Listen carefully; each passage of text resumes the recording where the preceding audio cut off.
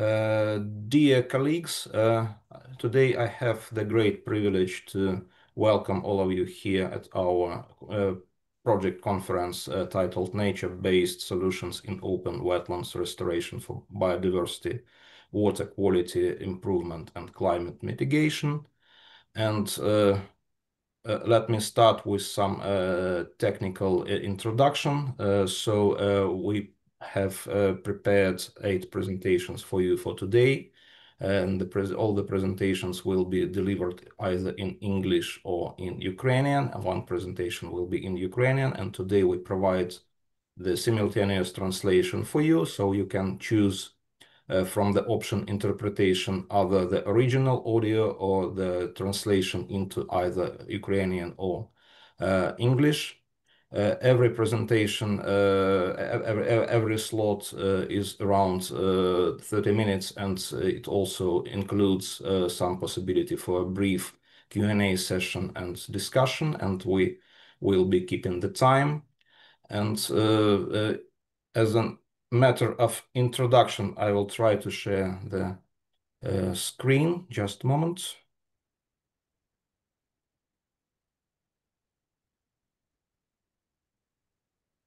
Do you see it now? Yes. Great. Yes, but make it Yeah.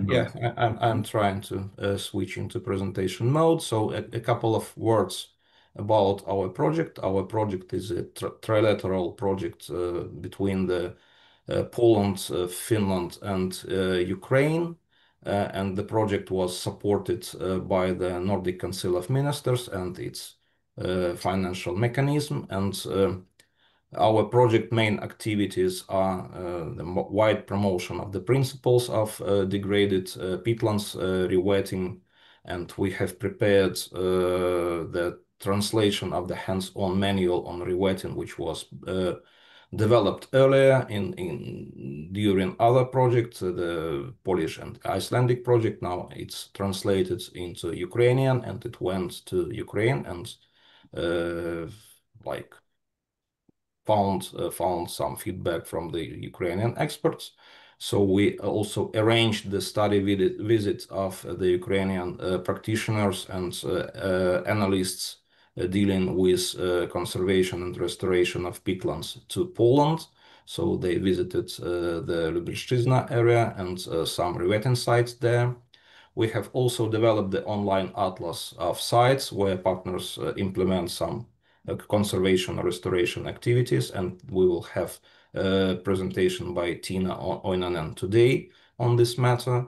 So we also have conducted some policy and advocacy efforts, and we communicate our results as well. And this conference is called the Project Final Conference, which is entitled to summarize the project findings. And let me open this event, and let me give the floor to welcome you to our CEO, Izabela Wilczyńska-Gadi, Director of OTOP BirdLife Poland. Isa, the floor is yours. Okay, thank you, Sława. Thank you, everyone. Good morning, everyone. Yes, I wanted to thank you so much for being here today. I'm truly grateful for your presence, your cooperation, time, and your unwavering commitment to protecting nature. We meet in a difficult times of crisis, of climate crisis, biodiversity crisis, war, disinformation. And it's even more important than ever that we stay united, supportive, solidar with one another.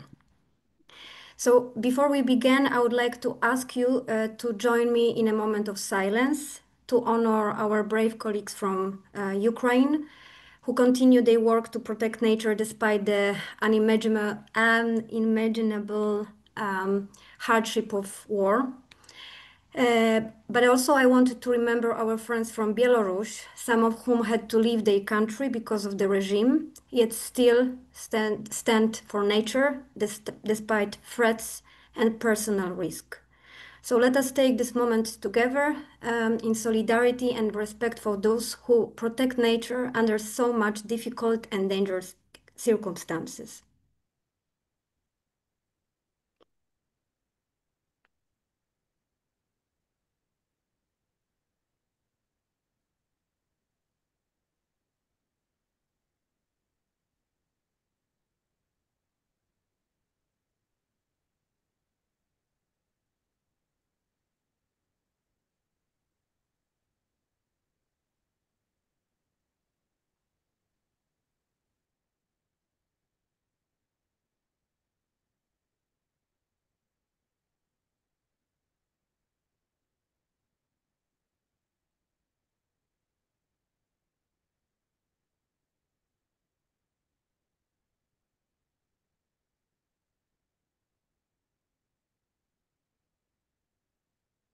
Thank you.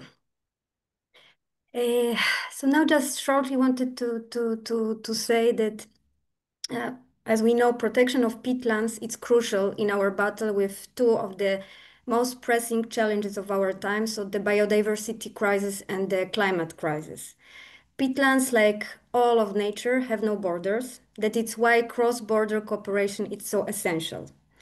We are proud and grateful to work closely with our Ukrainian partners to conserve and restore the precious mares of Polesia, starting from the Lublin region in Poland, following along the Pripyat River, across one of the largest continuous peatland areas in Europe. But equally important, both for climate and the biodiversity, are the Boreal peat bogs on the north. That is why our cooperation with the Snowchange, our Finnish partner, is so valuable. Their experience in restoring bugs together with local communities offers crucial lessons and inspiration for us all. So thank you again for being with us today. I wish us a meaningful, productive conference and one that strengthens our partnership and our shared mission for nature. So thank you and yeah.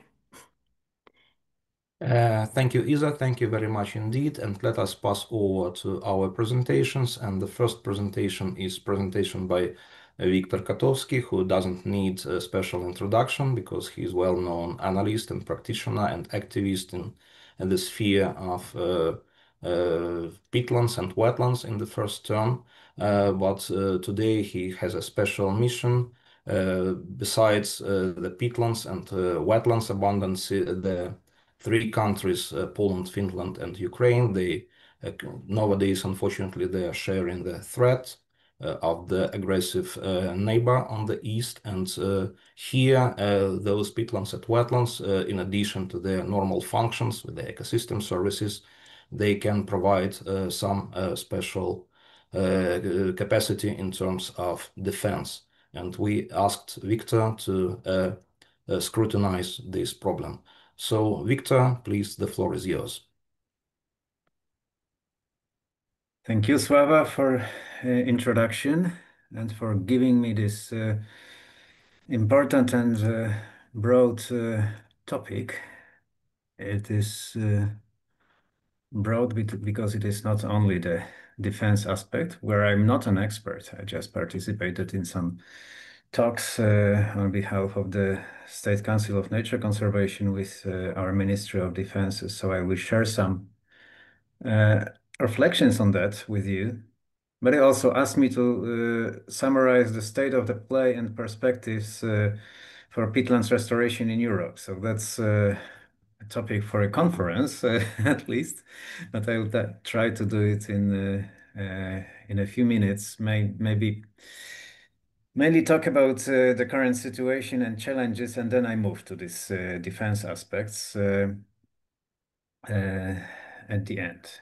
So I also take the opportunity that this is the first lecture in the conference, and I will remind some basic facts about European peatlands or global peatlands, starting with the global perspective.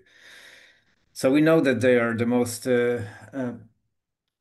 potent carbon stores, the most carbon dense ecosystems, and actually the type of an ecosystem globally that stores the most peat. And what is interesting is that we still don't know how much, most carbon, and we still don't know how much carbon that is.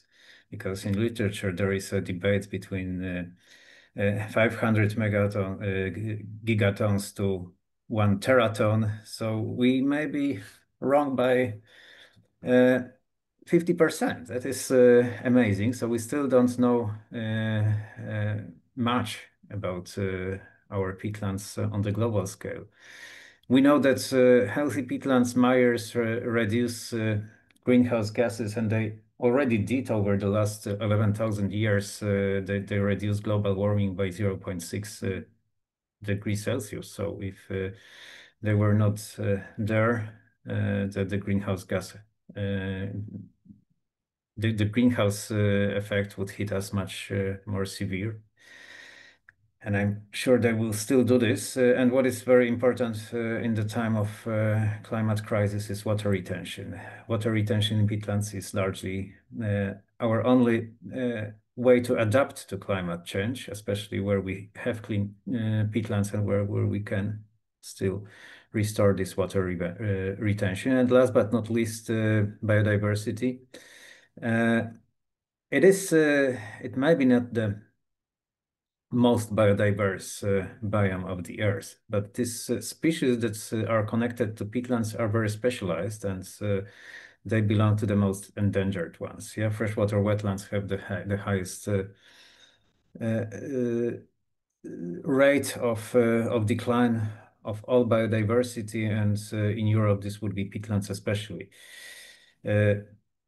So all of these functions are reversed when you drain peatlands with especially the climate effect, well-known emissions of up to 2 gigatons of carbon dioxide equivalents annually. That is close to 5 to 6% of the global anthropogenic emissions of greenhouse gases. So this is much, and we know how to stop it. Yeah, peatlands have to be wet, and then we have multiple other benefits which I will not mention now.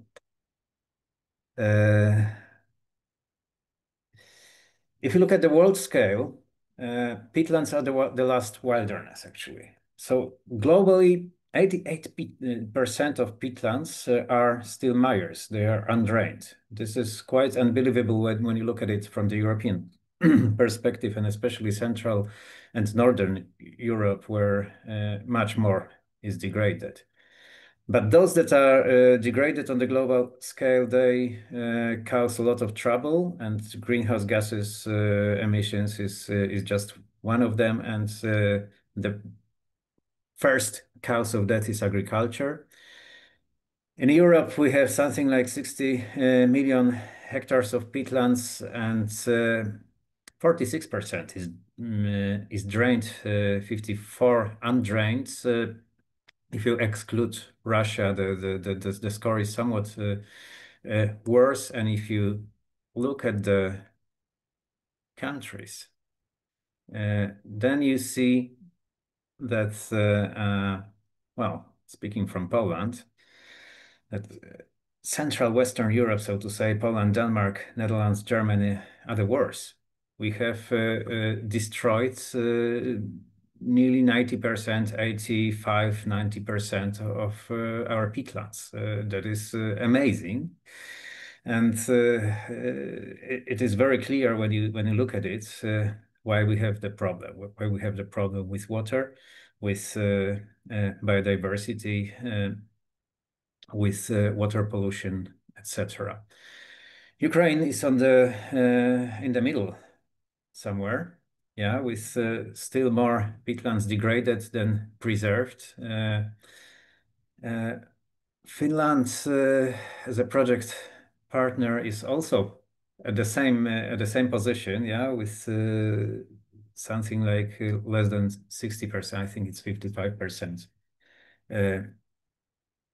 drained, and the best hero is Norway, Sweden, Iceland, with the highest share of unspoiled peatlands. But in general, speaking from Central Europe, we know that the situation is very bad. And we have to remember that these peatlands are not the same all over Europe. Yeah, that we have this peatland zonation, and the zone of temperate fens, where most of Poland and Ukraine is located, is most endangered. Yeah, if you look here in the upper part, we have the degradation status of Palsa, North Fen region, and raised bog region. Yeah, 6 to 26% of degradation. And if you move down to continental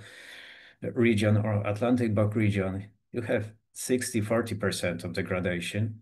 And if you move further southern European marsh region, where Ukrainian peatlands are, this is 53% of degradation. So it is unequal. And if you now zoom to the European Union, we of 35 million of hectares of peatlands, 50% is drained with estimated emissions of 220 megatons of carbon dioxide equivalents per year. And you see the size of estimated emissions and contribution of agricultural and forestry sectors to it. Poland, Germany, Ukraine, it's no, Romania. Ukraine is not shown here. It is mainly agriculture, and in the Baltic states, it's increasingly forestry, as well as in Scandinavia. The main problem is the loss of water, ditches everywhere, peat extraction and ditches. This is Germany, by the way. This is Poland. This is arable fields of peatlands with the highest emissions, up to even 50 carbon dioxide, the tons of carbon dioxide equivalents per hectare per year. And that means that we have multiple and far-reaching consequences of peatland drainage. Yeah, they not only occur at the place of peatland drainage with emissions, land subsidence, but they reach to the sea with dissolved organic carbon transport, methane emission from water, eutrophication, etc. We have landscape changes due to peatland drainage. We have loss of water from the landscape, and we have biodiversity decline in the remnants of peatland landscapes all over Europe. Challenges with climate change, that is clear. This is one of the important papers showing that rewetting everything now is the best for climate change, producing the lowest greenhouse warming effect over by the end of the century, despite even the initial methane emissions. We know where the challenges are, which countries are most responsible, and in Europe, these are those that I mentioned in the beginning, with the highest rate, but also the highest share of the highest area of drained peatlands. It is not only the share. So if you look at the highest area, Germany, Poland, Belarus, and Finland and UK in Europe would be the most responsible for limiting these emissions. And this graph is showing how much emissions from the agricultural sector per country these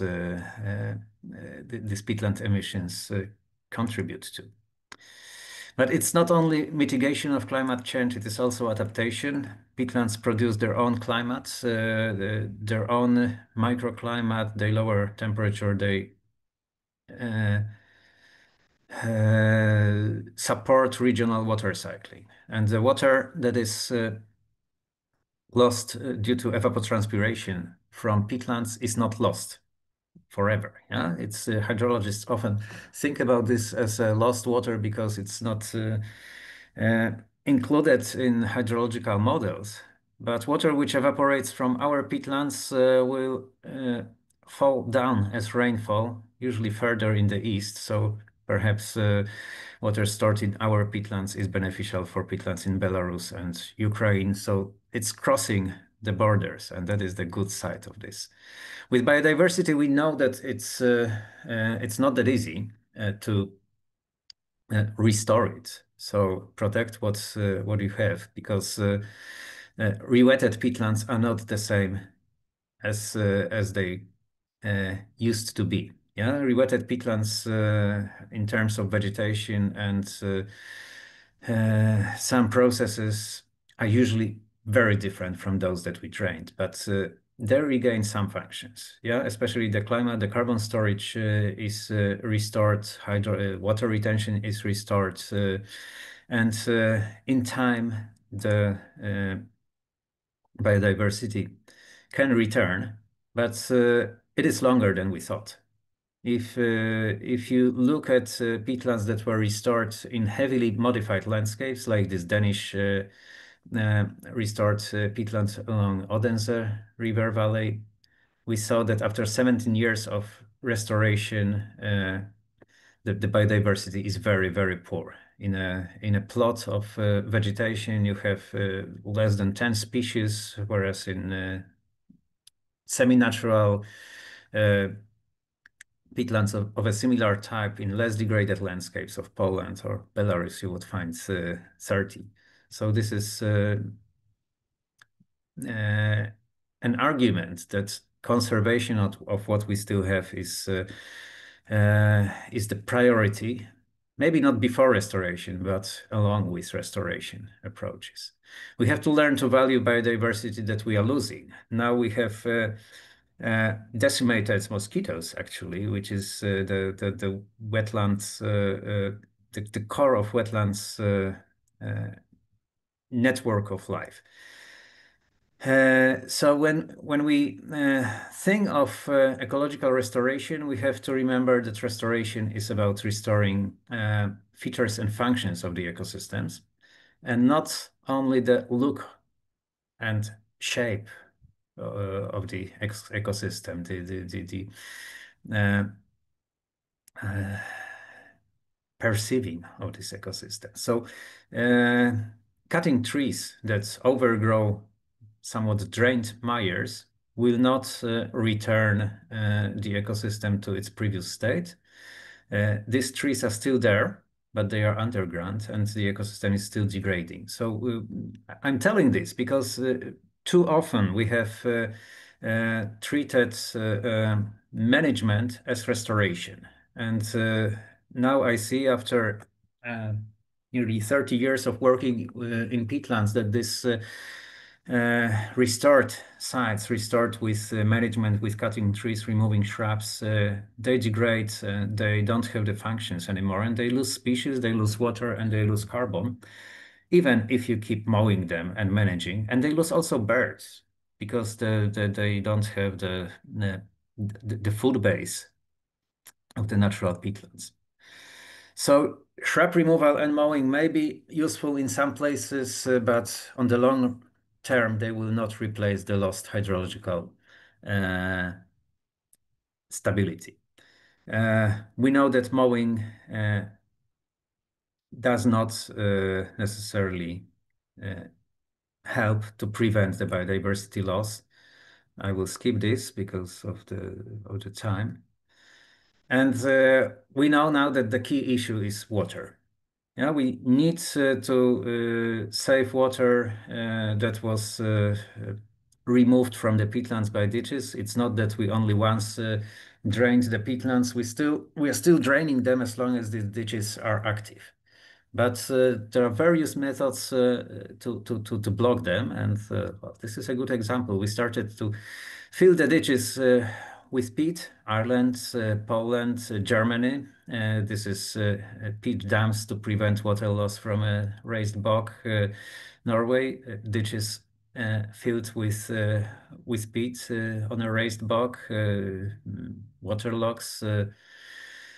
Another raised bog in Belgium, and an interesting example in Brandenburg in Germany, where topsoil removal locally is combined with filling ditches with peat. And large-scale approach with damming ditches in Belarus, actually close to the Polish border. It is important, though, to value hearted success, yeah, to value the glass as half full and not only half empty. Because remembering that rewetting does not return drained peatlands to their old selves, we should also acknowledge that this new type of peatlands, I will skip this, have their functions. And we have to accept the irreversible changes that are there due to our activity, our drainage activity, and due to climate change. If you look at this animation with the global warming over the last century, you will see that slowly from the half of the 20th century, it is Europe that is hit most strongly. You see it starting by the global warming.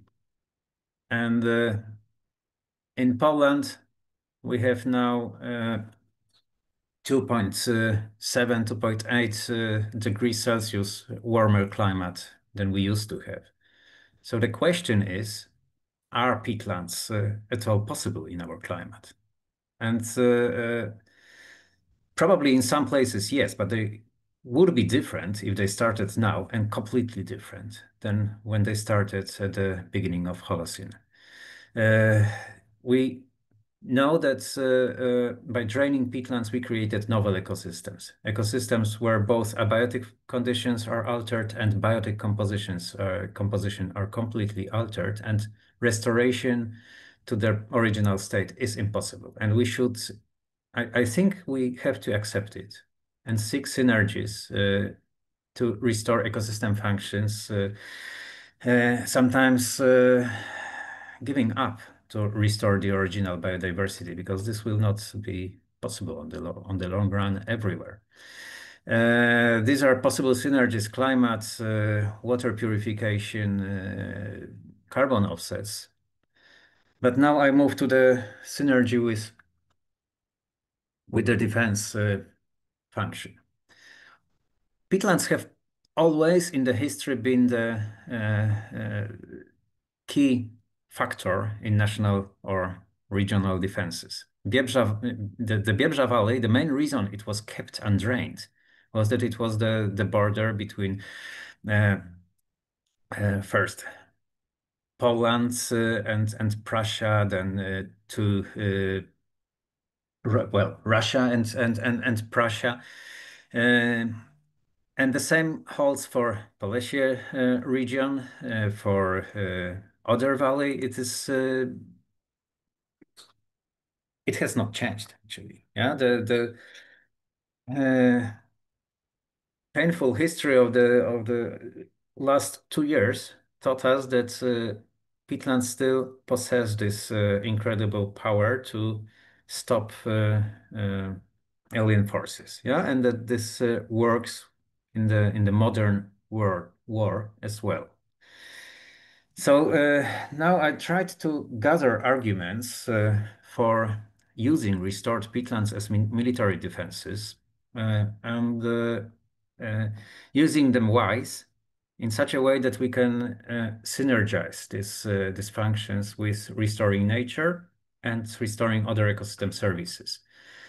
But to achieve this, you need, of course, good cooperation between different ministries and perhaps different countries and different experts. This is the status quo. This is our situation. Drained peatlands, where we have created networks of roads, deep canals which drain the water. They are really very easy to drive on. If we can drive there with these heavy tractors, we can drive there with heavy machinery. We have created, and these are photographs from the from the east of Poland. So it's pretty easy to cross these areas. But if you have them wet, or if you re-wet them, they really have very low bearing capacity of the peat soil. And you need to use a very special equipment to drive there. And the army will not have that and will not even try to do that. Even paludiculture fields, or maybe especially, are suitable for that, because we have to acknowledge that these peatlands were not drained for nothing. They still hold agriculture. And if we smartly locate paludiculture fields along the borders where we expect invasion, the Polish-Belarusian, Polish-Russian border,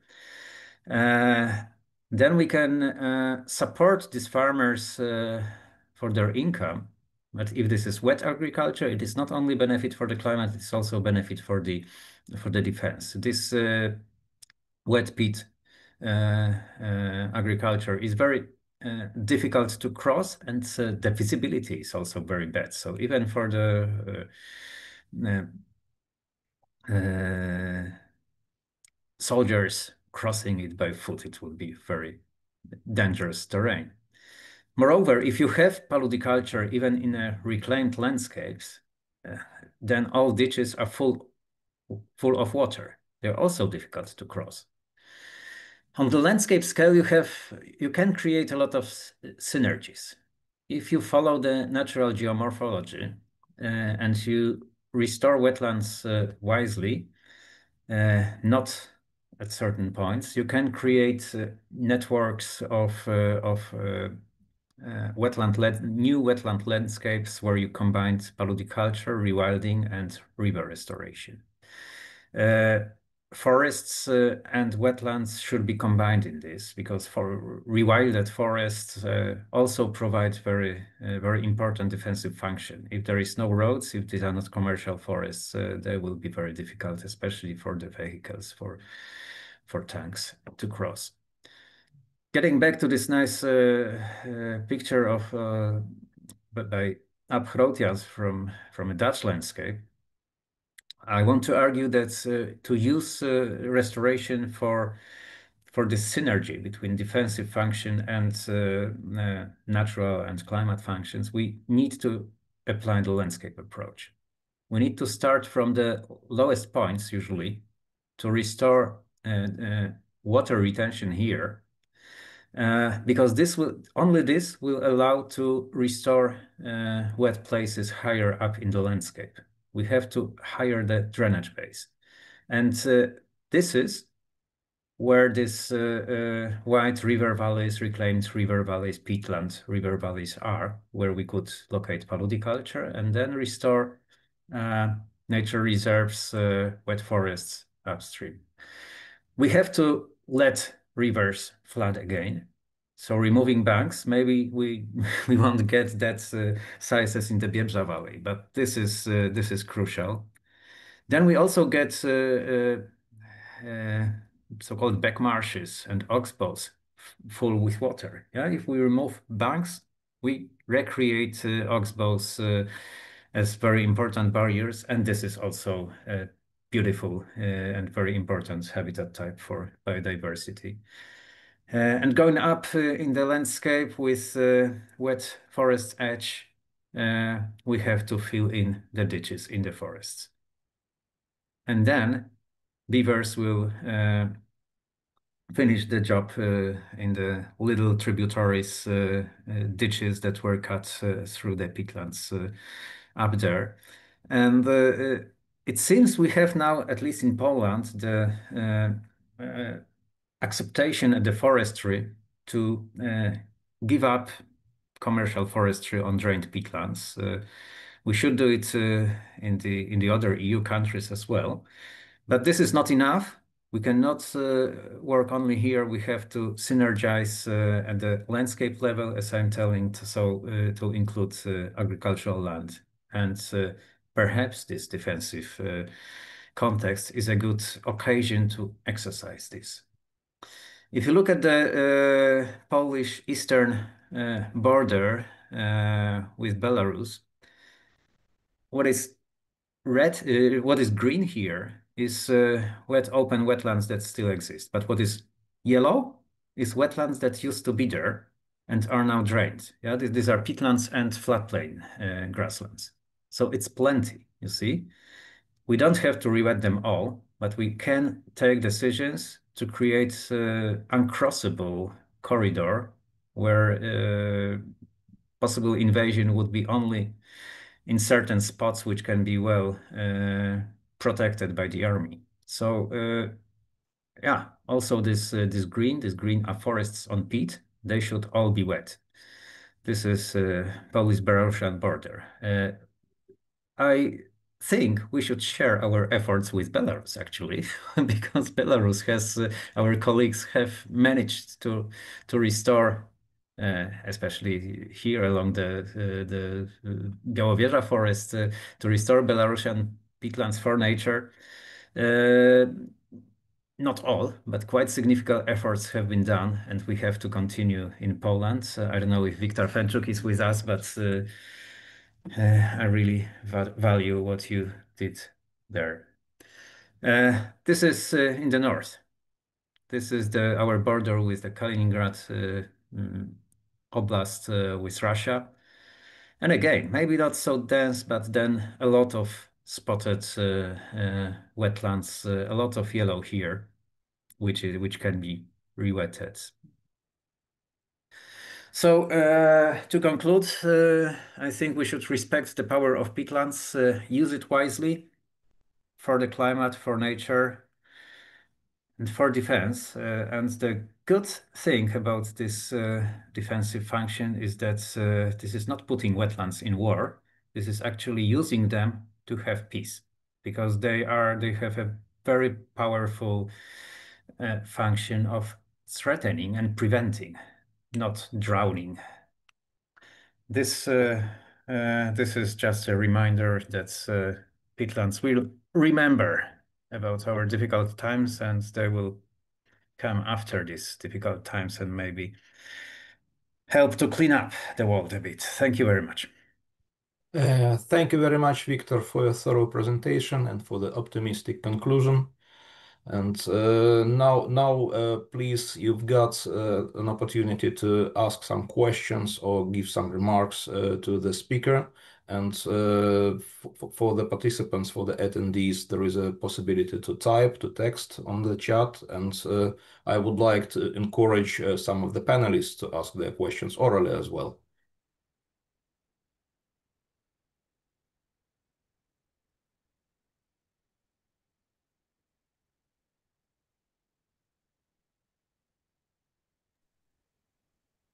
Oh, there is one. I think Jarek. Jarek wants to just a moment. Yes, thank you, Wiktor, for your talk, and especially the last maps with peatlands and other waterlogged areas for potential protection on the border. What is lacking from my experience where I am living are the long, deep oxbow lakes along the border river. They are really the second line of defense. Yes. Because they are really deep, uncrossable by standard vehicles, the military vehicles. And I know because I must very often walk very long way to go it through. So please consider at least along the Buk River on the border with Belarus to include this into these maps. Thank you. Thanks, Jarek. No, they are considered. The lakes were also on the map, but the resolution is not enough to show that. And by purpose I didn't show the part of the map along the border with Ukraine, because I hope we don't have to protect from that side. We should unite and protect from the Ukraine from the north. But of course, for the army, everything is important. So we also have that map from your region.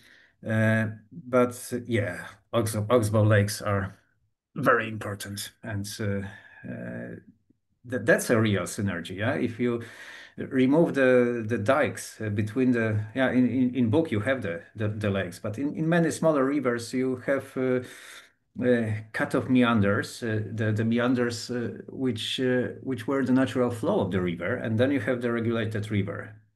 And if you allow the river, even without very expensive restoration following the old meanders, but remove the dikes, raise the bottom of the river and allow it flooding, then it will refill these oxbows regularly, and this is uncrossable indeed. And if it is, it's only during some short periods during the year, where it's very low water table periods. Thank you. Are there any more questions?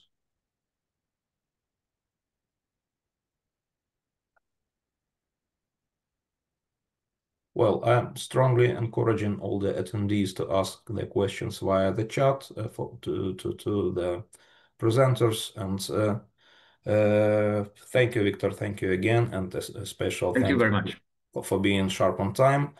And let us pass over to the second point, which is the presentation by Tero Mustonen about the experience of our Finnish partners in restoration of the boreal bogs in Finland. And it happened that unexpectedly Tero was absent, but we are having the presenter with the same surname. So Kaisu Mustonen, and Kaisu, the floor is yours. Could you please start with the reason why Tero is absent? Yes, hello everybody. Tero is sending his best greetings to everybody who's attending this meeting, but he is currently traveling in Africa, so he was unable to speak today, but I will be speaking on behalf of Snowchange about our restoration practices in Finland. And my name is Kaisu Mustonen, and I'm the head of our biodiversity work in Snowchange. And I'll share my screen.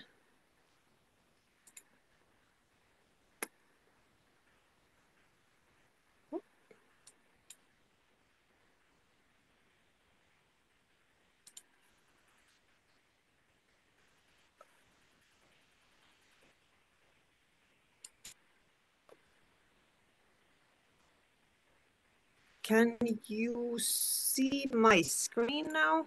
Yes. And can you see my presentation? Yeah. Okay, perfect. So please go ahead. Okay, so Snowchange Cooperative, we are a non-profit Arctic and Northern NGO, and we are celebrating our 25th anniversary this year. And we started as a community-based organization on climate and environmental change across the northern communities. And we really wanted to understand what's happening in the Arctic, what's happening in the north, what is driving these changes. When we started to hear all these news about changing conditions on land, changing species behavior, all of that has come with climate change and all the resource extraction and land use change in the North Boreal areas. But then as we started to understand the vastness of these challenges that the whole northern area is facing, we started to move towards actions. It's okay to research and try to understand what is going on, but if you're not really trying to do anything, that doesn't really help that much. So we started to move towards more practical actions. And in 2017, we more officially established the landscape rewilding program of Snowchange in Finland. And now we've grown into the largest private restoration program in the country. And we very strongly work with local and traditional knowledge, and we try to bring in strong community component in everything what we do, so that the restoration actions would be meaningful on the community level. And Wiktor already gave you an outline why peatlands matter, and I think probably all of the participants in this seminar understand the beauty and importance of peatlands. So I won't go into much of a detail, but you see a map on the screen of the degradation of peatland ecosystems in Finland, especially in the southern part of the country. It's very extensive ditch training in Finnish peatlands areas for forestry practices. And Finland is unique in that I think we hold the world record on ditching in this country, which is very questionable record to hold. This is what we are dealing now. It's a legacy problem. It started in the 50s, and the peak years were between 1916, 1980s. And now we're slowly moving away from this practice, but we now have to deal with all the legacy. And then in the picture, you see a peat mining site. We also still burn peat in Finland. We're a little bit of a dinosaur in EU in that sense. We are slowly moving away from that practice, but this is how those landscapes look like. And then I just added a picture of what's happening with our old growth forests in Finland as well. So you can see how the green is diminishing. And these are all connected from the species point of view, from the point of view how our ecosystems are doing. And then there's just a reminder, but they're already discussed about these things, that what's going on, so to speak, globally. And we all know about these record-breaking temperatures. It seems that every year we break new records. And currently, as we speak, the north is burning on both sides, both in the east and both also in the west. So about snow change restoration in practice, this is where it all started. It was already 2010 when our very first discussions on restoration started here in Eastern Finland. And this is a former peat mining site. And it was an emergency restoration, if you will. This peat mining site had a lot of water quality issues, causing a lot of problems in the downstream waters. And it was the fishermen in our community who detected these changes, and they wanted those impacts to stop. And then it at first it was the peat mining company who started the restoration, but then they didn't have enough interest, and now it's Snowchange owned, and we've been restoring it further, and we're also rigorously monitoring the site. It's been completely revetted. We understand that this is something that we cannot expect to become what it was. So this is it's a journey. It's what we call a novel ecosystem, and it's first and foremost a water protection system, but it very quickly became a bird sanctuary, and we do rigorous bird monitoring on this site. but we also monitor the pH and conductivity continuously. And it attracts a lot of waders and waterfowl, some rare visitors, but our special interest is on wood sandpiper and northern pintail. They are typical species in our area, but they are starting to be on the decline because of the habitat loss. And what's the bigger picture? Snowchange also owns land areas where we both restore, but also just some of our sites are in their pristine state. And to this day, we own 7,500 hectares, and it's over 150 sites. And then we work through land concessions and agreements with various landowners. And with those activities, we're able to have an impact on much larger scale. We have agreements with the state of Finland, with the forestry companies, municipalities, and private landowners as well. And this map is freely available, and it's landscaperewilding.org. And then this is our largest single site. This is Kivissuonmaier in the subarctic, and it's a protected area. We acquired this under our ownership. It's not degraded.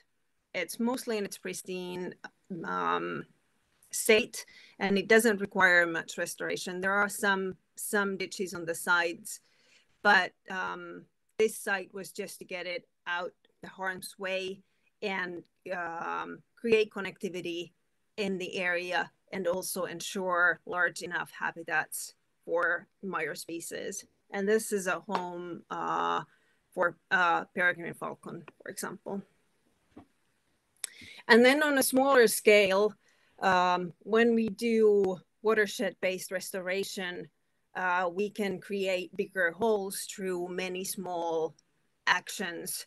And this slide, you can see some pictures on different water protection mechanisms and methods, small-scale wetlands units, then the actual stream restoration where we our efforts are concentrated on reducing erosion on the streams, creating spawning areas for certain fish species, but we can only start working in the streams when we're also addressing the problems on land, because it doesn't really make much sense to work in the stream if we're not trying to stop the organic loading and all the problems that are caused on that land where the water collects, whether the river or stream collects its waters. And in some cases, even the very small scale wetland units can be quite productive, also from species point of view.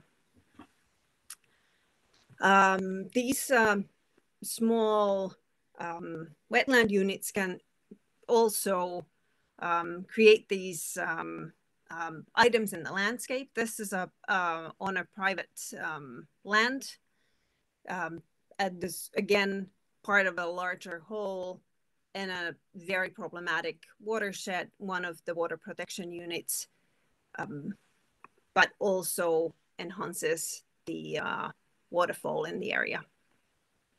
And these are then agreements between Snowchange and these private landowners.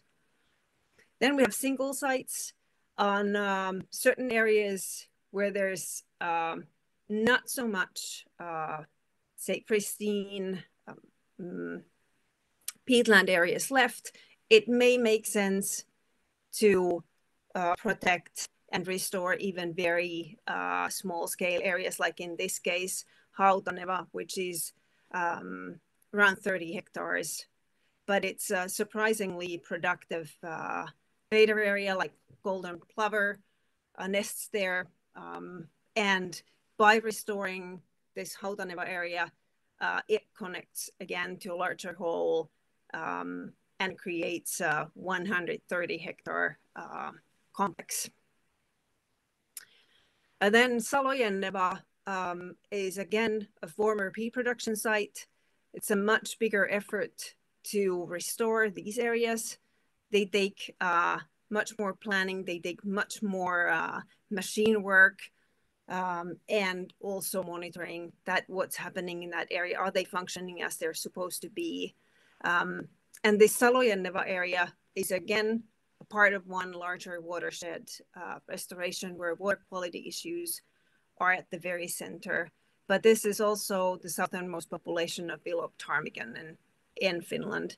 And this Salojenneva then becomes one site when we try to connect different habitats in that area. Our biggest and most ambitious restoration effort so far is the Koitajoki River watershed restoration here in eastern Finland in North Karelia. And this is Endangered Landscapes and Seascapes project. So our funding comes from that program. And one of the indicators and important species in this activity is the endemic whitefish of Koitajoki. Here, the peatland restoration is in a slightly larger scale. So here you can see two pictures. The one with slightly more water is from Juurikkasuo, close to the border with Russia. And here you can see a different methodology. I think Juurikkasuo is something like 130 hectares in size.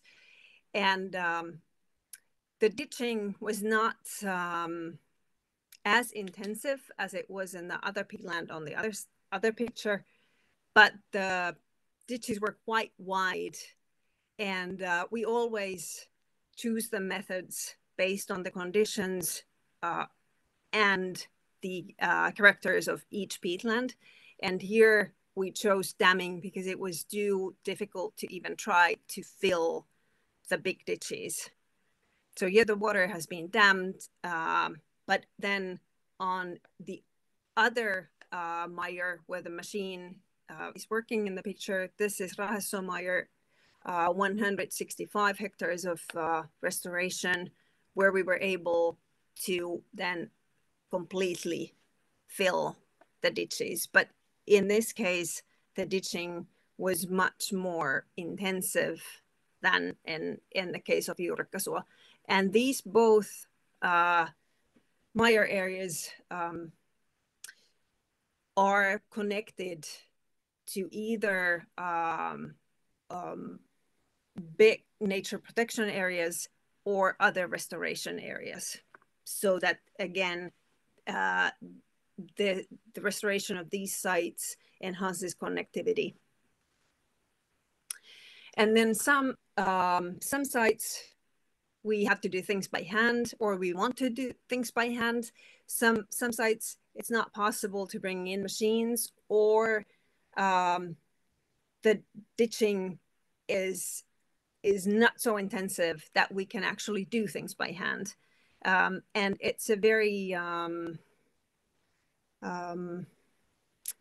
people really enjoy this work. So we get also a lot of volunteers doing this work, but it's also very slow. And in case of this this site, Haravasuo, we've been doing this over a few years. And at the same time as we create these dams, we are able to monitor how the water behaves. And then we can go back and act accordingly if there's needs. We also have this thinking of creating more interconnected areas in Western Finland, where there's less of these pristine sites left, where existing protected areas can be connected with small-scale, pristine mires, and then restored areas. You can see the red line and in the map where there's a bigger protected area, and then there's a smaller protected area on the upper side of the map. And then we own also a small in between, a small mire area. And this is how we try to think when we acquire new lands, that they are connected to something that's already there.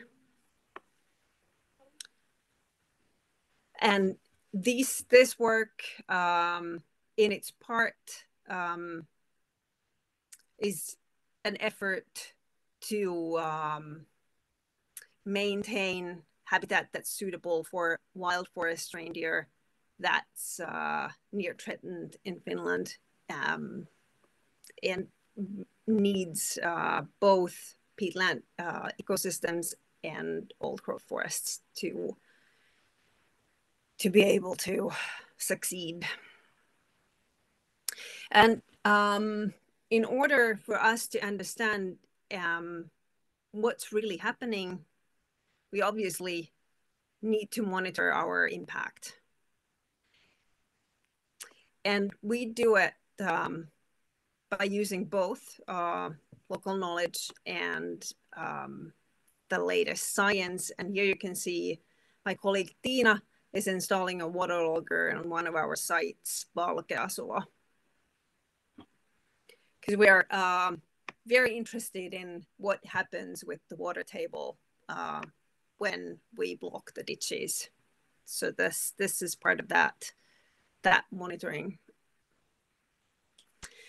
This is an example from Lakkasuo in Ilomantsi and the Koitajoki restoration area, where we monitor birds. We try to do it so that on as much as we can on each site that we restore, we do it before, and then we continue it as the peatland starts to restore. And we understand that this is a long-term involvement, and we have to do it for a long time in order to understand the real impact. This is from Rahasuo raised bog site, and this is our vegetation monitoring. Again, this is done by my colleague Tiina, who is also here today. So if you have very specific questions on our vegetation monitoring, Tiina can also pitch in. But this is just to give you an idea what's happening on the ground and what's the logic behind our vegetation monitoring. And then, as I mentioned, we monitor the water table levels. That what is really happening on these sites. We do it manually, and then on certain sites we have these water loggers as well to help us with that work.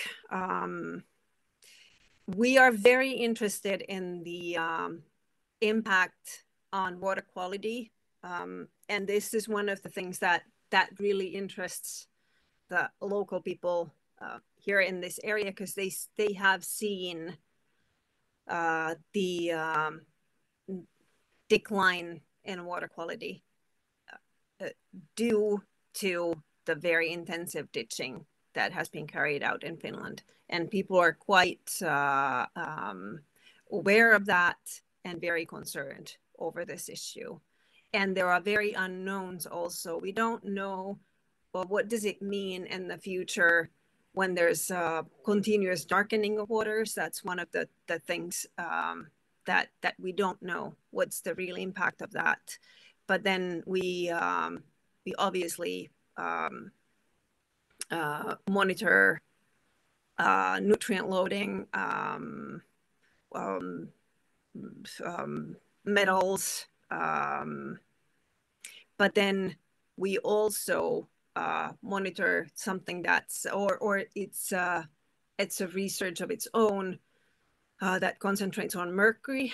We have an issue in Kotowski area where mercury concentrations in fish that people use for food are quite high, and we want to understand the process. That's what is happening on land, how it ends up in the fish, and what is the role of restoration, and is there a way to alleviate this this problem through restoration. And then on the map you can see the logic of the water table monitoring, where we have the logger, then we have water wells that we check manually, and on this site we also have vegetation monitoring. And then my last slide is about something that's very exciting to us. In the Kotowski restoration program, we have established something we call the River Guardian program. And this is a program of local community-based observations. We have 18 river guardians. They come from all walks of the life. We have entire families acting as river guardians, but also individuals from young mothers to retired foresters. And these are people who are involved in their own environments and interested in what's happening in their environments. And they are situated in different parts of the Kotowski watershed. And then they observe their environment according to their actions on the land and their interests. So there are fishers, there are hunters, and then they provide the information, what they find meaningful. And through this, how this benefits our restoration actions and our monitoring, we can, from a quite large geographical area, we can get information on specific species. There are certain indicator species that we are very interested in, like billow ptarmigan in our area. Any sightings of wild forest reindeer, it's being hunted completely from this area, so it's not permanently here, but there are some sightings every now and then. So we get a better understanding of their movements when we have these people on the land observing, and they are connected to other people, and they also know the local communities, who are the trusted people that you can trust that they've seen wild forest reindeer and not a dog, for example. And then they can, sometimes when it's an elderly person, they may have been fishing at a certain spot for decades, and they have already this whole memory bank of knowledge that they can then share with us as they and the extent that they want to. We can also use these stories, old notes, old photographs, to create more accurate baselines, because some of these areas are such that we don't know. Research does not know, and local people may have very detailed information on what was there before, how it has changed, when did the change happen. So this helps us to create better understanding of the situation. We can also use place names in order to understand what's been changing, what are the cultural practices, and how they fit in the landscape. We also work with practitioners in this area. This picture is from a very special action. This is river seining, very small scale, sustainable fishery, seasonal fishery. The whitefish in River Koitajoki, they come to this very specific spot in the river to spawn right before the ice is being formed. And this seining takes place then. And we work with these last remaining fishermen to better understand what's happening with the fish. And what we've actually found out is that with these modern pressures and the organic loading that comes into the river, this seining helps the fish, because it also, while we pull the seine, it removes that organic matter from those areas where the fish spawn. They cannot spawn in muddy spots, but they need the clear sandy bottom in order to successfully spawn in the river. Okay, I think my time is about up. Let me see. Well, sharing. yeah, thank you very much indeed for a very impressive presentation. And we've got the first question here to you. And the question is whether you have used the following financial mechanism on your project. And the question is about the Horizon Europe and the call, research and innovation and other actions to support the implementation of mission, a soil deal for Europe. But I think that the question applies to the whole Horizon Europe. Have you got any experience? No. No. No, not in I don't. Now I have to. Have we ever been? We've been involved in quite a few EU funded projects, but now I have to think. I'm not sure if we've been involved in any Horizon projects. And a lot of our restoration funding comes from, well, right now, obviously, a lot of it comes from the Endangered Landscapes and Seascapes program for Koitajoki. But then there are very many mechanisms that we use. We get grants from foundations. There are some national money for water protection systems. There are some smaller EU funding that's then used nationally. It comes from very many different sources, but at the moment, no Horizon money.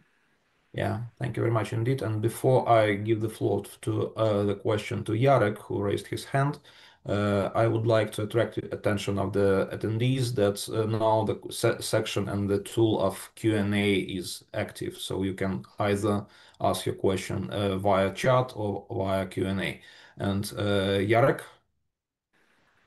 Thank you very much for your very nice and important talk. I would like to ask some practical question regarding the filling the ditches. You showed the slide from Kaitajoki peatland where you or dam the ditches, or even more effective was the filling these whole ditches with peat. And the question is from where this peat to fill the ditch comes from. It is from previous old the dikes along the ditches, or you just dig the new holes and to use it to fill these ditches. This is important for us because we also plan to do it, and this is why I'm asking. Thank you. It's from the peatland. So depending also on the ditch, we use the old banks, because obviously when they dug the ditches, they took the peat from the ditch. So yes, we just push the banks back in, but then we can also take peat from the sides, and that those then become these small scale pools in that peatland. So don't really, in some cases, depending on the peatland and also the characteristics of the ditches, we sometimes have to bring in some materials outside the peatland, especially if we create just these dams, because then it becomes the question that will the dams hold if you just do it peat, and do they hold long enough that the water will actually stay where you want it to stay. And this is the case when I showed the one that we do by hand. We sometimes have to go and strengthen those ditches that we make by hand.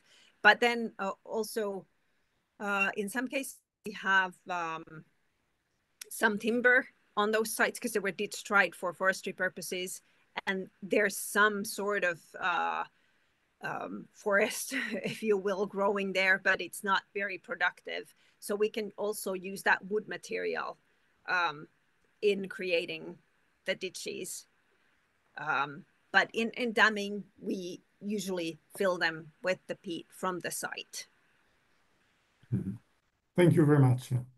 Thank you. Are there any more questions? So I will take an advantage of the moderator and ask a question myself. Kaisu, you are obviously one of the front runners of the peatland restoration in Europe, and not that I'm jealous, but I would like to ask a question. How do you manage to raise the profile of your organization? So now Tero is going to Africa to share his experience, because we also enjoy some experience in both in terms of expertise and hands-on experience in Poland, and we are keen to share it with other countries. So what are your advice in this regard, how to raise our Polish profile in terms of peatland restoration?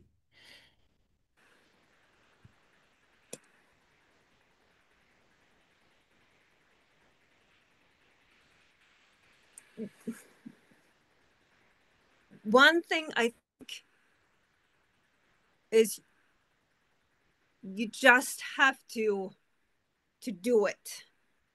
And I think one of the things is that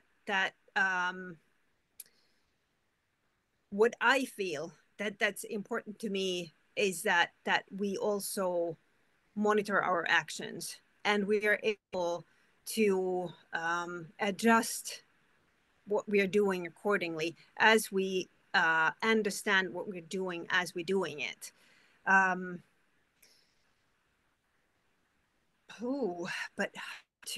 Because I think it also is in Finland, when we've been doing this restoration, we try to keep local populations in that discussion, and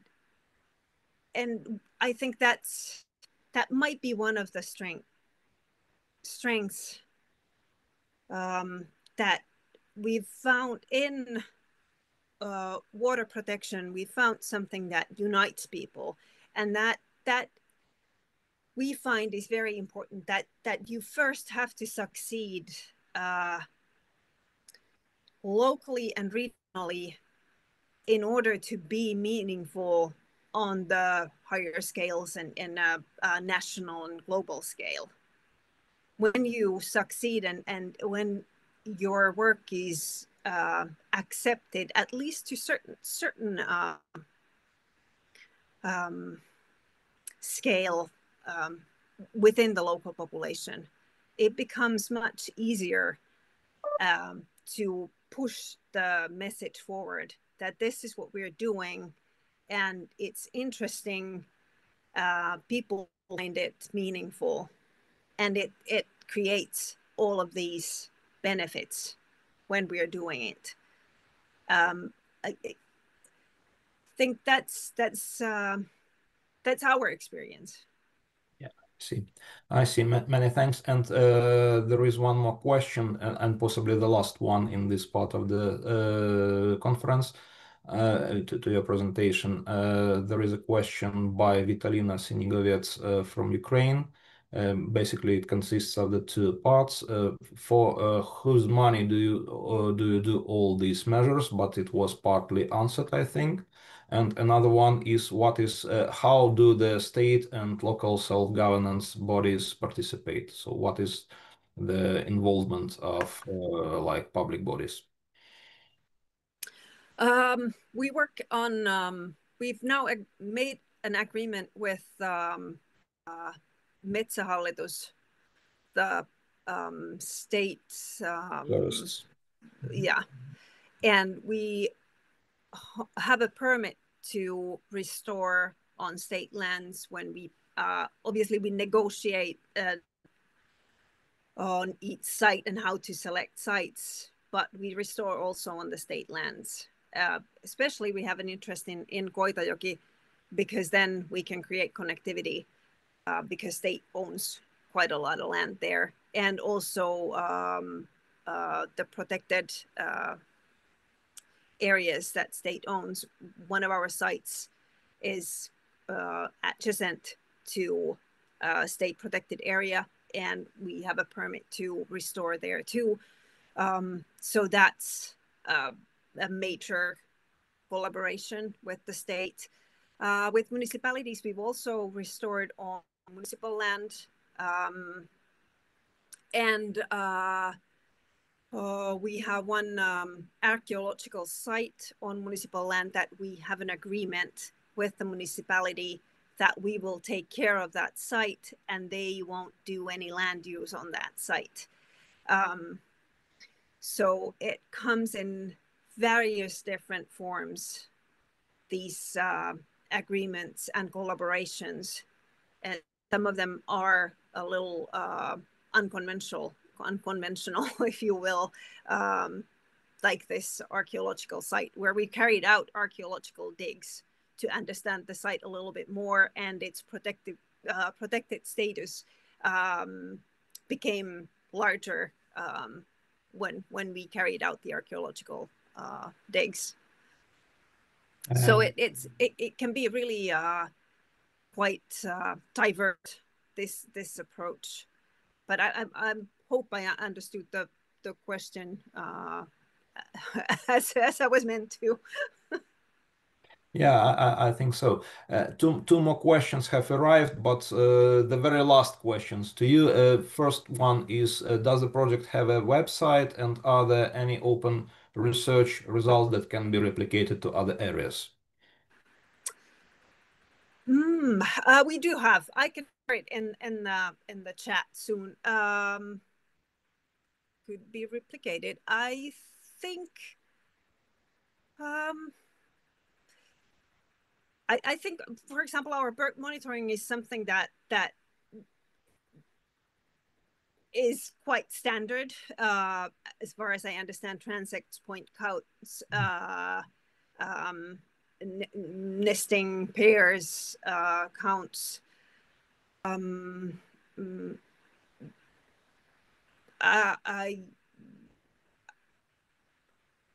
can also share some other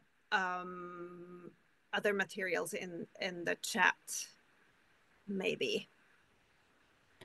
Yeah. About the research, but we haven't really. I'll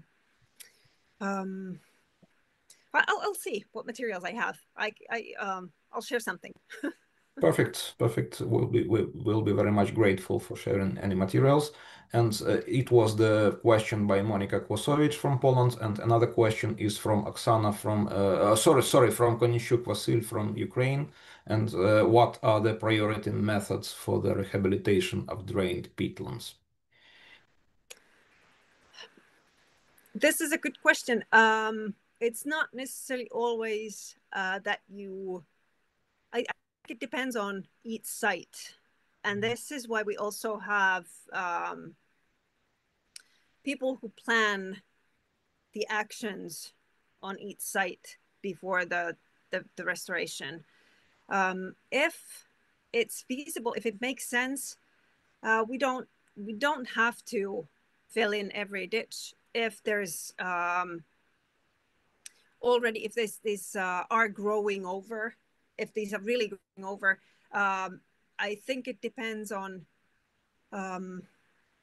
the characteristics of each site. Again, that you have to really look what's happening, what are the specific problems on this site. We are contemplating one of our sites. There's quite a dense tree stand. What to do with this peatland? It's not growing timber very well. It's not a forest, but there's quite a lot of trees. Should we remove them? Should we leave them? It's every time you have to weigh the different things when you're looking at what to do. But very often it is filling or damming the ditches. You have to raise the water table in order to get the original mire vegetation going. It's often still there, but there are these this vegetation that likes drier habitat, becomes more dominant, and you try to switch that balance back so that the original mire species can dominate. So you really need to get the water table up. But then what are the methods to do that? Then it depends always on the specific site, and the site will tell you what to do. And sometimes, like now we this spring, we just restored an area with a lot of springs. And it was very exciting because we really didn't know how the water will behave. And we still don't know after damming. Now we have to go back later in the spring and the fall to see how the water starts to behave, and do we need to adjust our activities in that area? Because there's so many springs, the water moves in very surprising ways.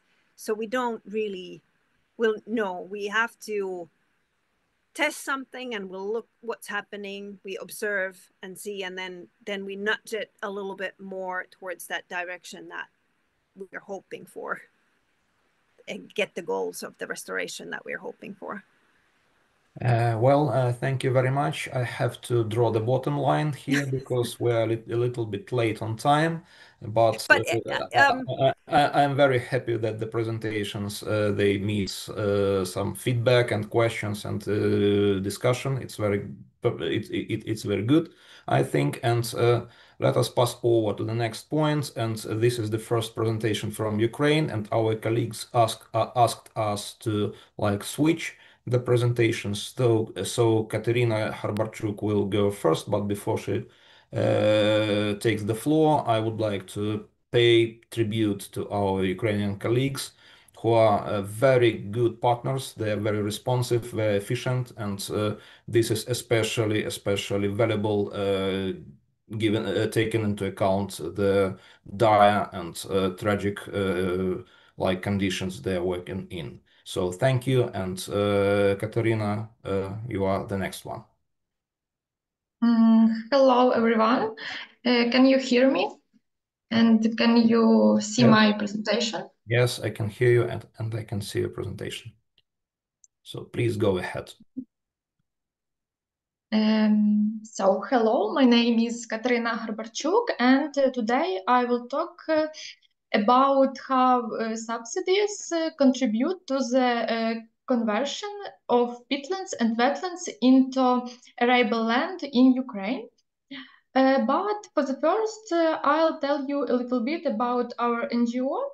The Ukrainian Nature Conservation Group was officially founded 8 years ago, and our mission is conservation of biodiversity, establishment of protected areas, and implementation of international environmental legislation. And now UNCG is gathering more than 50 nature conservation professionals and activists from all over Ukraine. And what we are doing, we protect valuable ecosystem from destruction. We actively involved in creating new protected areas from expedition and preparation of documents to advocacy, working with authorities, local communities, and media. We also created Emerald Network. We work to improve Ukrainian legislation, and now we are additionally focusing on training students, journalists, and officials how to protect nature. Some of our results in recent years with our participation, law introducing the conservation of naturally afforested agricultural lands, steppes, and grassland was adopted, and the Cabinet of Ministers resolutions were passed on created protected zones and biodiversity preservation. And so let's get back to the topic of the presentation. And you know that peatlands and wetlands are valuable areas, for example, for biodiversity conservation, climate regulation, water purification and regulation in the hydrological cycle, and for many other functions. For example, Wiktor also today talked about it in his presentation. However, in Ukraine, these territories rapidly disappearing due to agricultural development, as their preservation is not regulated at the necessary level. On the contrary, there is an initiative to plow land to support the economy and food security of the country. For reference, arable land in Ukraine accounts for 57% in the country. It is third place in the world, and this number continues to grow. And initiatives to increase arable lands. Ukraine is the breadbasket of Europe. Unfortunately, this phrase has become part of the mentality of Ukrainians. Also stimulate the expansion of arable land. Subsidies are provided to farmers through the state agrarian register systems, but no one checks whether farmers are operating in violation of environmental legislation. Also in Ukraine, low state control over land use. Also subsidies for land reclamation, drainage, and irrigation. In 20-25 years, the state budget allocate 200 million hryvnias for the restoration and construction of reclamation systems. The government plans to provide subsidies for the use of degraded, unproductive lands. Such draft laws has been registered. A lack of understanding that ecosystem services have a value. The Ministers of Agrarian Policy, Vitaly Koval, said that among priorities of their activities in 20-25 years, it is the development of melioration, land reclamation. This includes drying. And the speech did not mention that we need to restore drying peatlands and preserve plowed coastal protective strips of water bodies. The photo shows an example from the Zhytomyr region. Farmers block Tesnivka River with waste and calls it unique irrigation systems. And this activity was supported by the USAID program, and now is planned that the state will be also provide funds for this activity. And here you can see example from the Lviv region. A pot bog that has been gradually drying and plowed since 21 years. This area is large dry floodplain of Dniester River. In fact, it would be great to restore it as it was not used as arable land until 2021. This photo is these territories from this year.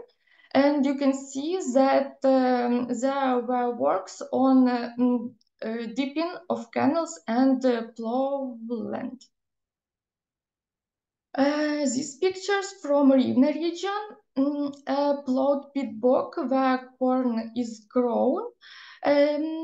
Fortunately, the rest of territories is still pasture where cows and horses graze, but the territories is not legally protected from plowing, and it is quite possible that this years it will turn into arable land.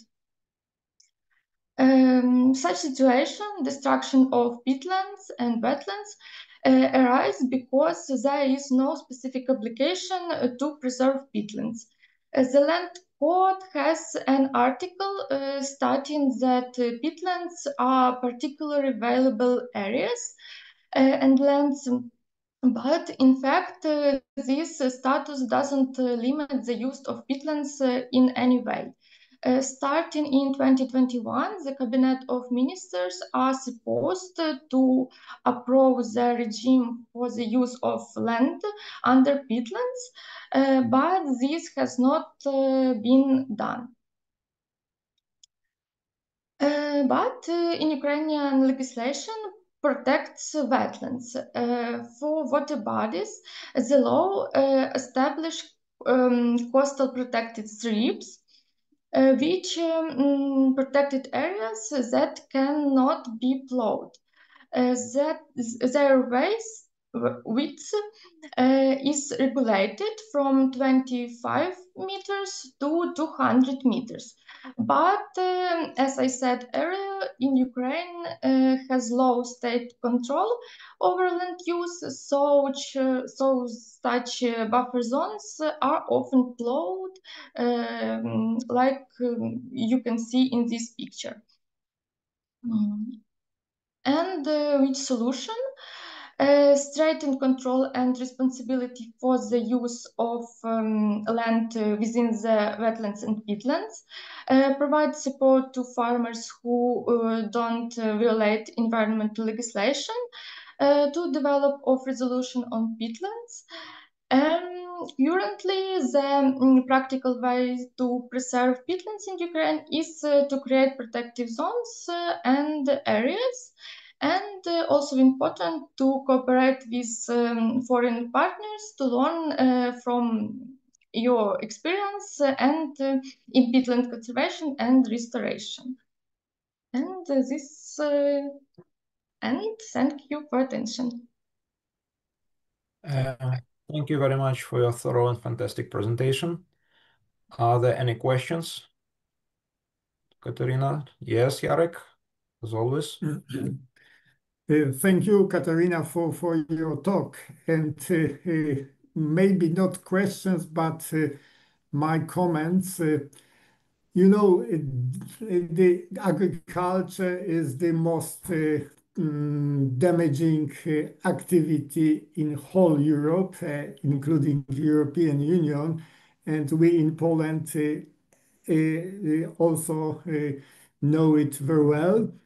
And I understand that in Ukraine, especially during and hopefully after the war, there will be even bigger pressure for so-called food security and turning the important habitats into the agricultural land. It already happened in many areas in Europe after the Second World War. For example, in United Kingdom, even the urban parks in London, they were planned, just for example. Yes, exactly. So crazy. But you know, I think one of the potential solutions you already mentioned that the cooperation with us, I mean, with all which already have bad experience and some better also experience is one of the solutions, because we can exchange among others. And the second is that in fact Ukraine has EU aspiration to join a European Union. It means that the government should consider that once there should be subsidies for agriculture, but there are also subsidies to minimize of impact of agriculture.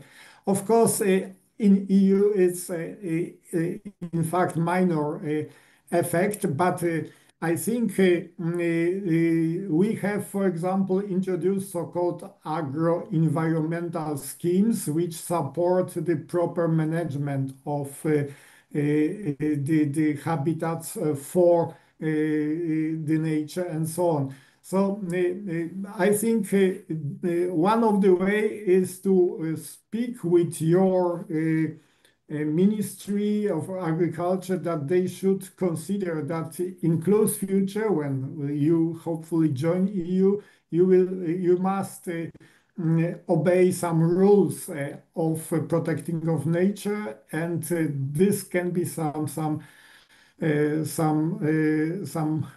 hope for battle with this distraction which is going from the agriculture in whole Europe, and now also including some pristine areas of Ukraine as well. So thank you, and let's cooperate. Thank you. Thank you for your position, and I agree with your opinion. Thank you both. And there is a question to Kateryna. It's in Ukrainian. I'll try to translate. Who gave the positive? There is a translation. Who provided scientific review of the project? I mean, professional bog scientists or geologists? Thank you.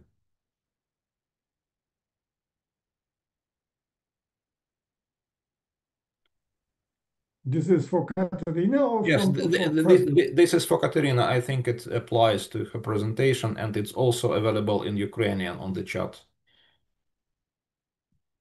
The question is from Vasyl Konishchuk. Я не розповідала про проєкти, тому я не знаю, як Well, I didn't tell about projects. That's why I have no clue how to answer precisely this question. Is it a question to Kaisu? Я можу відповісти на це. If I may, I would like to give the answer to this one as a leader of Ukrainian UNCG. So the group is the organization of the professional scientific workers. And the truth be told, it doesn't have directly the wetlands science, because we don't have this kind of branch, but we have the specialists on the corresponding types of biotopes. For example, the people who have PhD, for example, Anna Kozenko, Serhiy Panchenko, who are the specialists in marshes. And the colleague who asked this question is quite aware and knows Anna and Serhiy, both of them. And are there any more questions to Kateryna? Because if not, we pass over to the next presentation, and this is presentation exactly by Oleksii Vasyliuk. And presentation is mixed. The slides are in English, and the presentation will be in Ukrainian, and you can switch to English translation in the Тому ви можете перемкнутися на англійський переклад у меню перекладу. Отже, Олексій буде говорити про Каховку, про проблеми Каховки і також про питання, які пов'язані з поточними обставинами. І нам надзвичайно цікаво почути вашу думку про це. Будь ласка, Олексію, слово вам. Okay, hello. I know that the topic of a Kakhovka Dam is of a great interest in Ukraine and abroad. During the preparation of this presentation, I, of course, was consulted by our colleagues that were the organizers and the participants to all the 7 expeditions on research on how the restoration of boglands is happening around the Kakhovka Dam. And during the presentation of preparation, I consulted the experts from another organization, which I also related to. That's the analysis of ecological environmental work consequences work group that analyzes the perspectives of involvement of international community to the restoration of the natural flow of Dnipro River. So, nevertheless,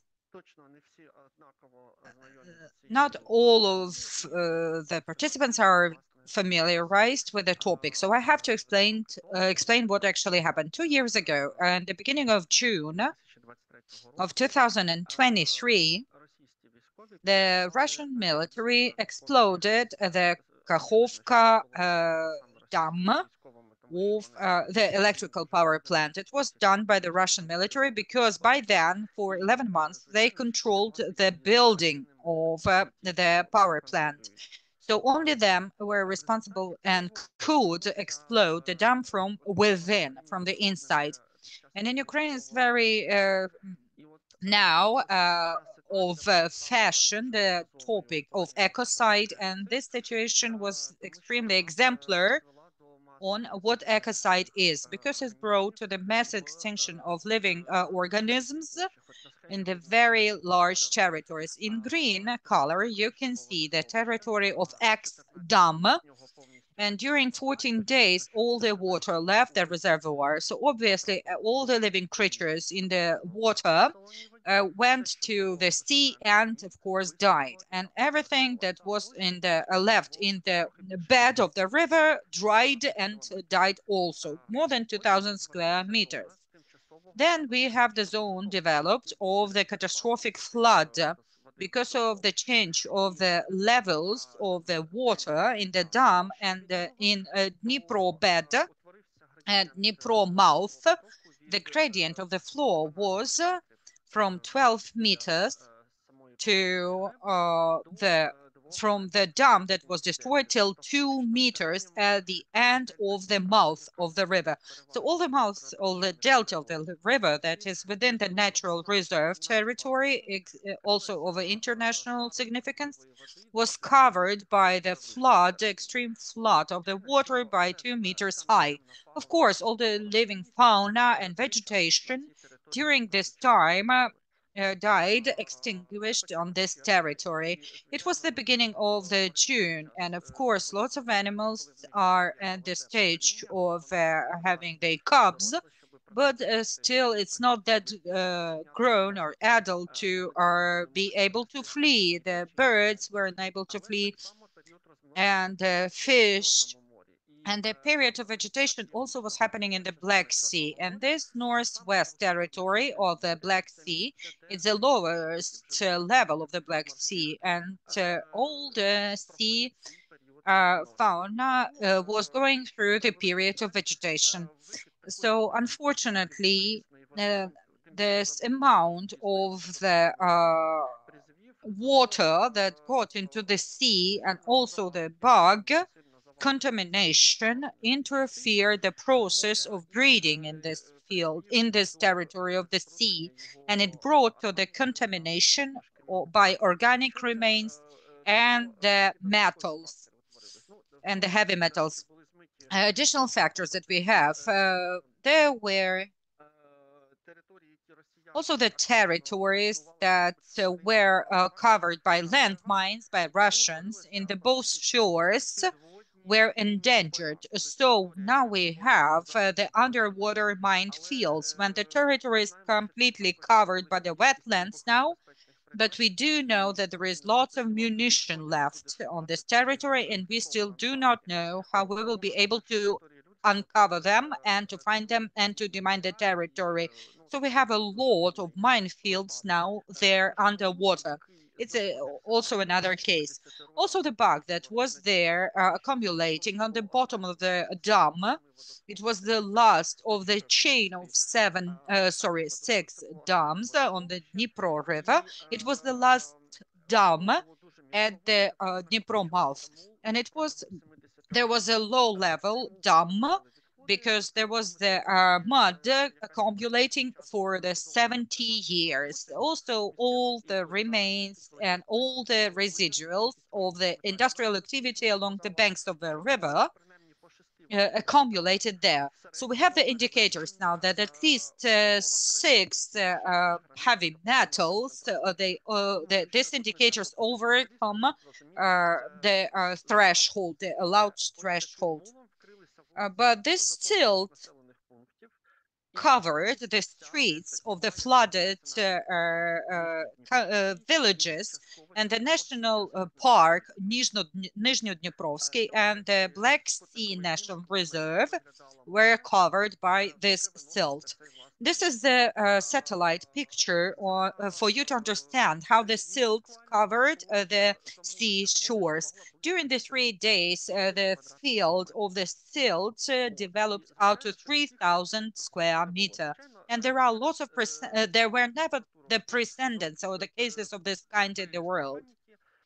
And there is a huge development of organic matter we see, the decrease, and there is algae.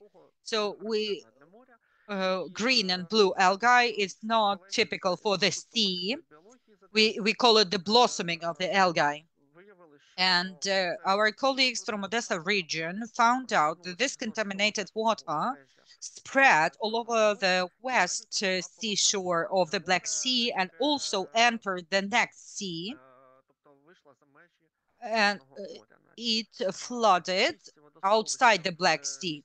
In the place of the dam, in the places where the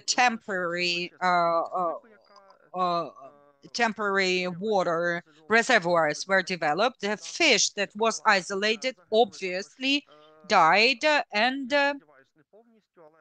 hopefully not totally, but the main mass of the population of the salamander, Dunai salamander, I'm not confusing here, it's Danube salamander, the newt triton, and they were there in Odessa region, and they were just taking over for 150 kilometers to Odessa region. And can you imagine for how long they traveled if this is the way the Odessa beach was looking after this? So for us, we never encountered the ecological catastrophe of that scale. quite often we were speaking that Chernobyl was the catastrophe. It was the catastrophe for the human being also, because we were unable to use the territories. And also, I believe my colleagues from Belarus will confirm that this is now the Chernobyl territory is an oasis where nature is blossoming and developing without the intervention of the human being.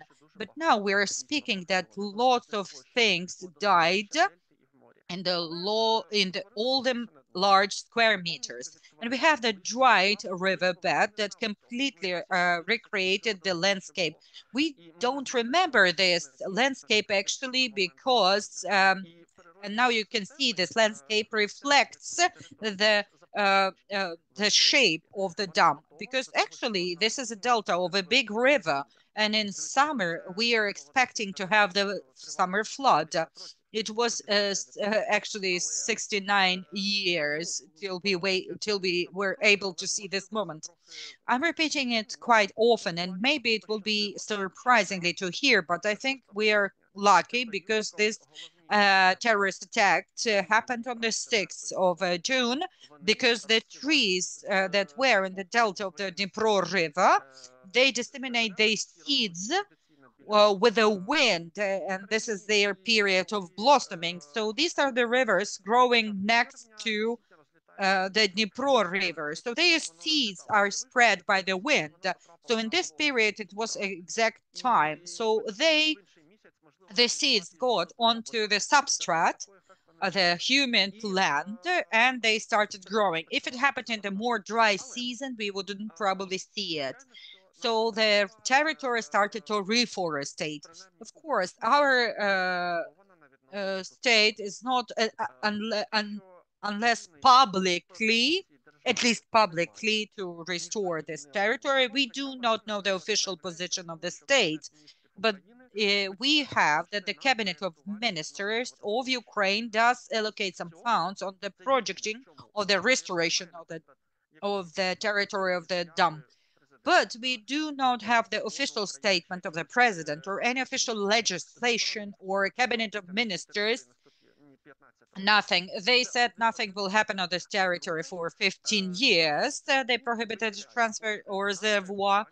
And also the Ukrainian government is allocating funds for the projecting of the new dam from another side. And of course, the company Ukrainian Hydroenergo, that's the company that owns the destroyed power plant, and they are very interested in restoration of the dam and the power plant. They are the most active stakeholders in restoring or the interested part in restoration of the reservoir.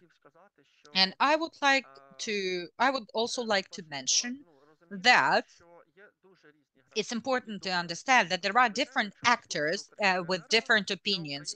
Of course, if we listen to Ukrainian Ukrenergo, Ukrainian energy supply company, they will be very happy. But if we speak to the community interested in the recovery of the forest, it's another opinion. But if we get to the common solution, to the common ground, it will have to have the economical logic and the ecological logic, because on my opinion the restoration of the nature is also the economic component. I will speak about it in advance, but there are lots of different scenarios.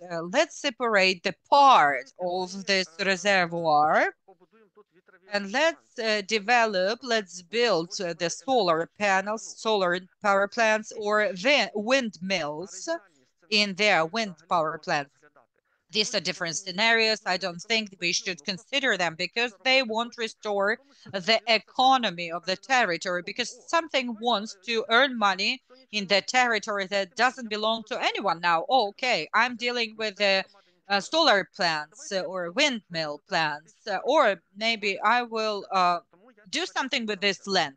So it won't be beneficial neither for the community and neither for the nature. I'm not considering these options too, but if speaking about what's happening in the reality now, So apart from different versions that we hear, what to do with the land, but realistically, there is this scenario of reconstruction we see here developing of the new economical construct. There is no reservoir here, there is no dam here, so the new pipelines are established.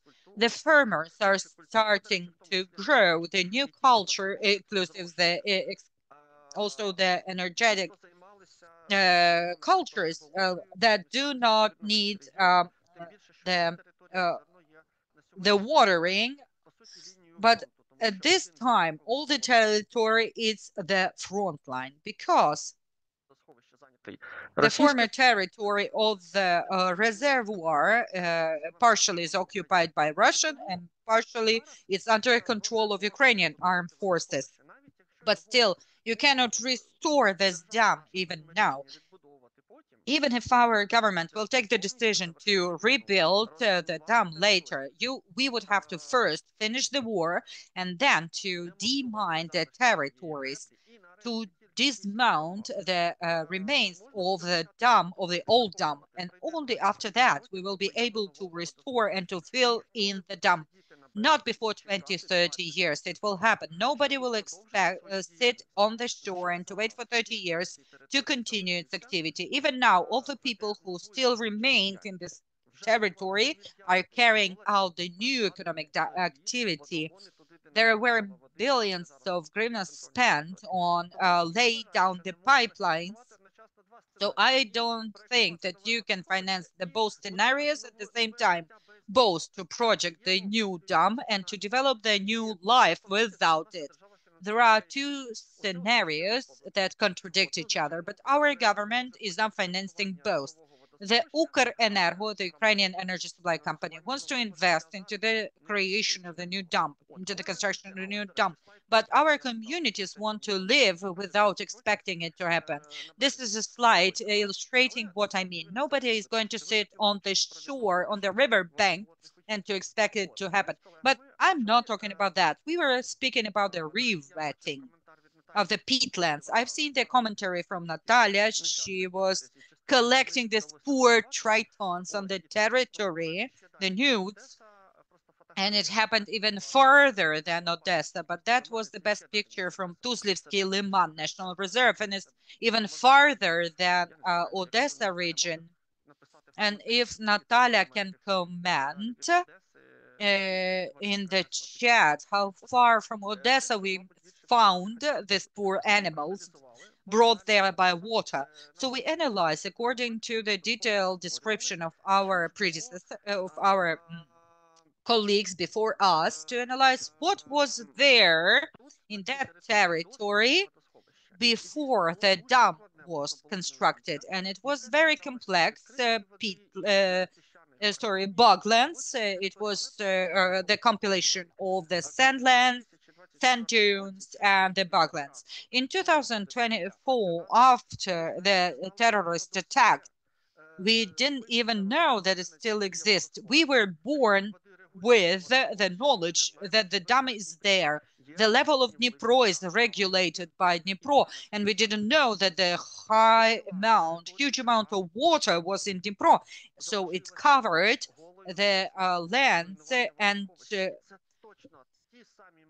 uncovered the territories, vast lands of territories when the water left. So all these territories that were dried after during the 70 years, we were able to see the original landscape. And this historical analysis demonstrated that this territory will be able to restore in this complex mosaic of the landscapes. And we also have the picture of 1943, very high definition air pictures. And we hope that in the nearest future we will be able to see do the biotopes are the biotopes restoring, because on this huge land they are restoring from the zero, from the scratch, because there were no seeds. So now we have of course poorer composition of the biosphere there. And these are beautiful pictures of our friend Alexander Khodosovtsev with a difference of 1 year. So we will see how the willows, young willows, are starting to grow on the shores. Some of our journalists, by mistake, have written that this territory, the workers of the national parks, planted the alfalfa there. And by then, the journalists didn't understand that all this territory is naturally covered by willows and the poplars. There have been 7 expeditions now in different places. So different trees in different areas have from 3 to 7 meters high now.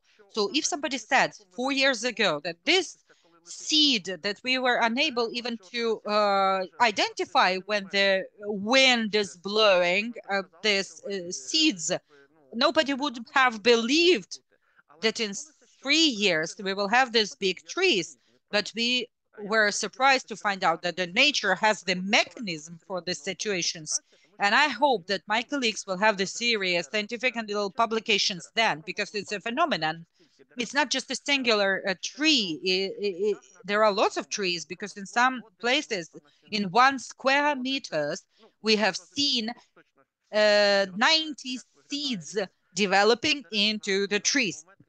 So 90 trees on the 1 square meter, you understand it's not a forest, but at this stage, there are more than 50 billions of trees. At least 1 tree from 200 will survive. How will the nature solve its issue? We will see, we don't know. But we were surprised to see the nature covering all of this territory. And now we are about to see how the nature will solve the deal with this large number of trees growing. And of course, all these expeditions are very dangerous, because it's an expedition to dangerous territories where the warfare is going. So I urge you to all my foreign colleagues to take in consideration that we are living under the constant night shellings.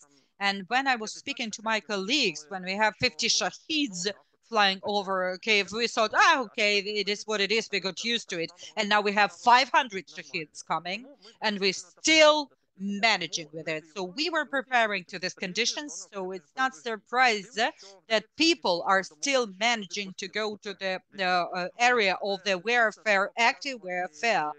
So, but another thing, how did they let them in? And I want to say thank you to my colleagues from the National Reserve Kamenska Sich that helped to organize this expedition, and to our mindful chieftains of the armed forces of Ukraine, who provided the support, guided by the military, to do their job on the territory. Because all these expeditions is just 20 minutes. This is all you get, because from other side of the shore, the shellings will start. So they were able to quickly measure and take the record of everything that was happening there. And thanks to them, we have this important information. What another thing we see in this slide? It's killed dead animals. So the criminals illegally fished them. But we know that the sturgeon and all the other kinds of fish that were in Dnipro, they were trying to get back to Dnipro, the valuable species. And all of us here are fans of the wetlands, and I picked these pictures from the drone for you. So for you to understand, these are the pictures taken in spring when this young forest was partially flooded. For you to understand, this is a very complex mosaic of the landscape. It's not just a forest. And this is what we see now, because the chance for us to become the witnesses of the restoration. We cannot do anything there now, because it's all mined and it's active zone of the warfare now. So it's not the project. It's not somebody's project. We just have the chance to see this unique process of the 2,500, 2,1,500 square meters territory. And I'm deeply convinced with all the colleagues who helped me to prepare this presentation that for us, this all is a big chance to help for the whole Europe to achieve those indicators that we have in European nature restoration law that are there in the latest solutions of Bern Convention, where it is written down that 250,000 of kilometers of rivers to liberate, and the huge squares that are not nature ecosystems to return them to the nature. But so to say, none of the European countries cannot so simply victimize these kind of big squares to give them back to the nature. But here it all happened not because we wanted this, but it all happened because of the awful situation, an awful terroristic act that destroyed a big amount of everything alive and people too. In the same way, as a result of this terroristic act, they were washed out completely 23 small populated areas and flooded to, and a big amount of people also died. But can you still imagine, it has been 3 years and we cannot return back those problems, but we can recognize that not because we wanted to, but these European targets and objectives are being reached. And that's the biggest nature restoration moment since the moment of acceptance of those targets. And at some point, I see a big chance in it. If Ukraine will become interesting for European Union as a country that is implementing this very project, then why can't we call it a project when we already have it happening? That is why, obviously, it all should be guided by some kind of economy considerations, since the whole region mostly was settled, and the south of Ukraine was settled, and all its agriculture and economy was based after the building of this dam.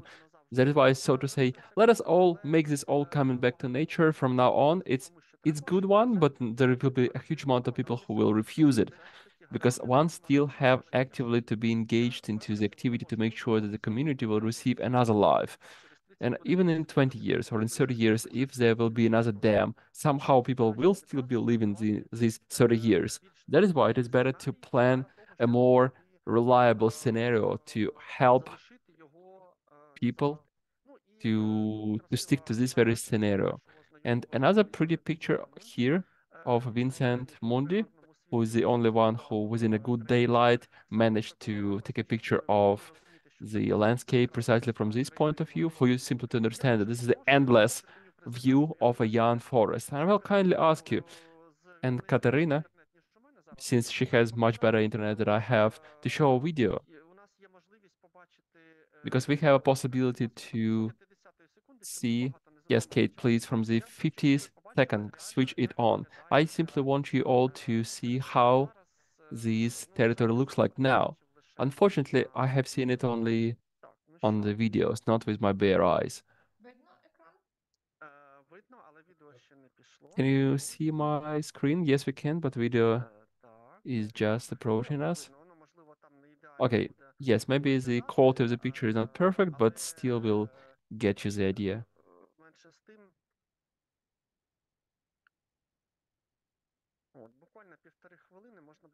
Literally 1 minute and a half where you can see how this territory looks like at this very stage. And it's not even 2 years after the catastrophe. Well, actually, yes, 2 years after the explosion of the dam.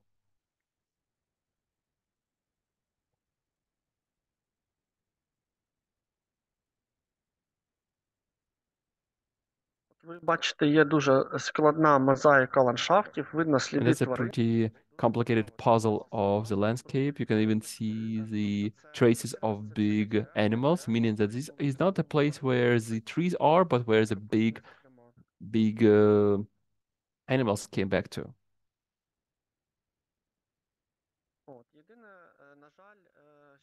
The only thing, unfortunately, is that this territory can be researched only from the air, because again, there is too many explosives still in there.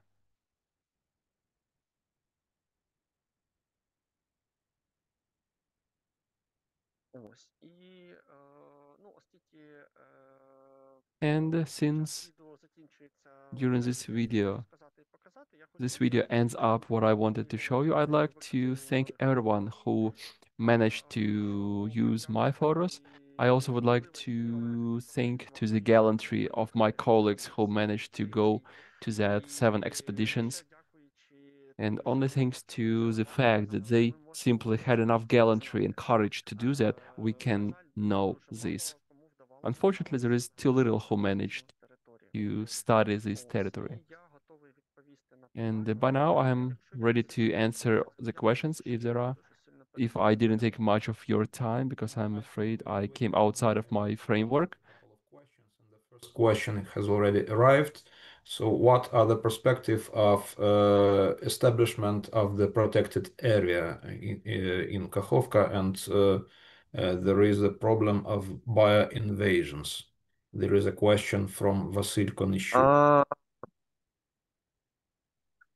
Так, я думаю, що однозначно Right. I think that definitely that's a pretty good decision will be for this territory. First off, because it is the same as Emerald Network. Partially, it is a part of the national preservation parks, but only partially.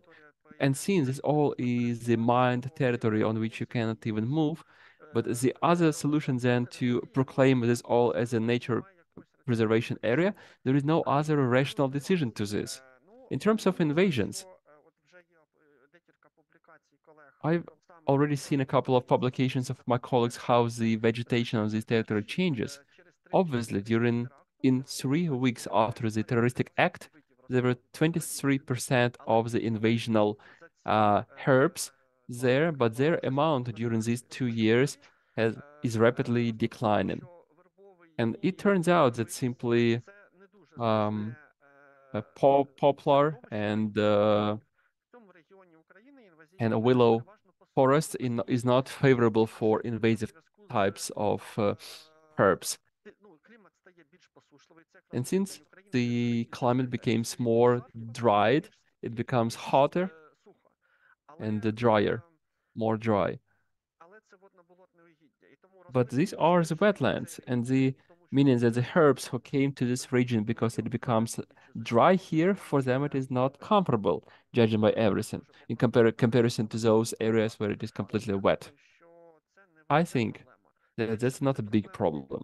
There will be more problems in those national parks where the forests have burned out as a result of the war, and there a big amount of invasive types of herbs will be spread. Here, I think it's not going to be that big spread and threat. I think that on October 2024, a half of everyone present here, I think a half of those Ukrainians have been there at these hearings in the Committee of Verkhovna Rada on ecology policy.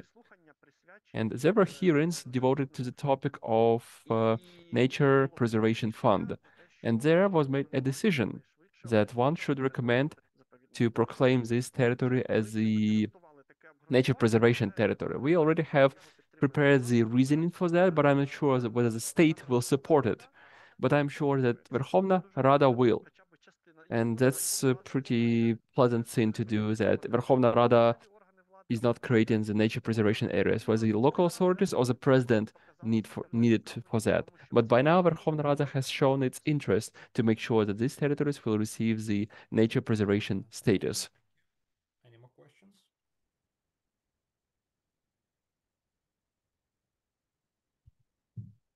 Well, I would say that there is a Polish proverb, szczęście w nieszczęściu, which very well describes the situation. A stroke of good luck amidst misfortune in this case. So we have at the same time a big disaster and anthropogenic disaster, but at the same time the biggest, Europe's biggest rewilding project at the moment. If there are no questions, we can go to have a lunch break, and we are expecting you back at 1 sharp Central European time, which is 2 o'clock in Kiev.